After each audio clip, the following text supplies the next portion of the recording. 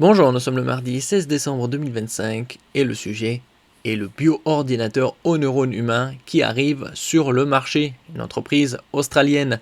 Précédemment, on avait vu, il y a quelques mois, c'était au mois d'août, des chercheurs chinois développent un robot contrôlé par un cerveau issu de cellules souches humaines. L'idée d'un ordinateur capable d'apprendre comme un organisme vivant pouvait encore sembler théorique il y a quelques années. Pourtant, ce qui relevait autrefois de l'imagination est désormais une réalité accessible.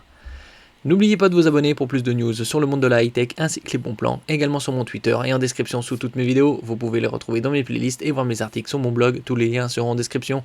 N'oubliez pas de cliquer sur les liens en dessous de mes vidéos pour soutenir la chaîne. Une entreprise australienne, Cortical Labs, vient de mettre sur le marché un bio-ordinateur reposant sur de véritables neurones humains cultivés en laboratoire. Cette progression redéfinit réellement les limites entre la biologie et la technologie.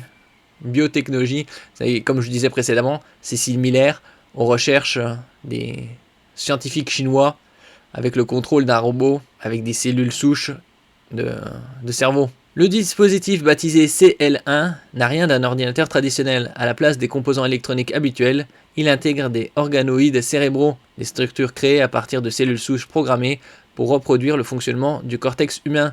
Il ne s'agit donc pas de fragments prélevés sur un être humain, mais de neurones cultivés artificiellement pour former un réseau fonctionnel.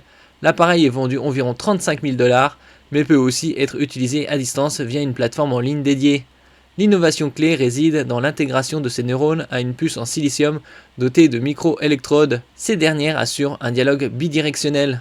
Elles envoient des impulsions électriques aux neurones et enregistrent leurs réactions.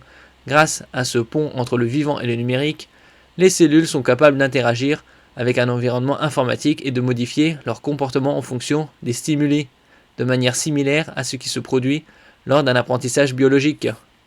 Bientôt des cyborgs.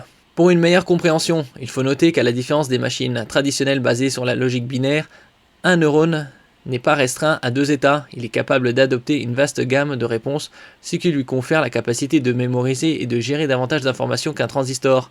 Cette flexibilité ouvre la voie à des systèmes informatiques qui peuvent s'adapter et évoluer.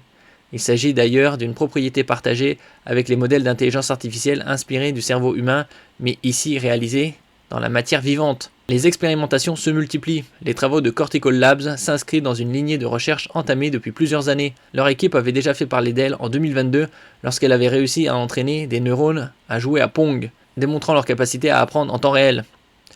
D'autres laboratoires ont exploré des pistes similaires, des expériences de reconnaissance vocale ont été menées et des chercheurs chinois sont même parvenus à intégrer des organoïdes dans des robots, comme on l'avait vu précédemment.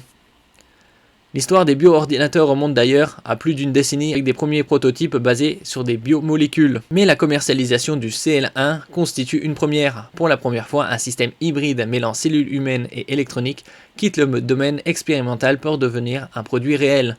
Cette évolution promet des applications considérables tout en soulevant des interrogations essentielles. Ces mini-cerveaux pourraient-ils développer une forme rudimentaire de conscience? Devra-t-on un jour envisager des droits pour ces entités biologiques? Et que devient la propriété intellectuelle lorsque l'un des composants clés est vivant et capable d'apprendre? Autant de questions auxquelles la science devra répondre alors que débute une nouvelle ère où les frontières entre la machine et l'organisme deviennent plus floues que jamais. Il y a aussi des théories sur l'homme augmenté et le transhumanisme. On est sur cette voie. Merci pour votre écoute et à la prochaine.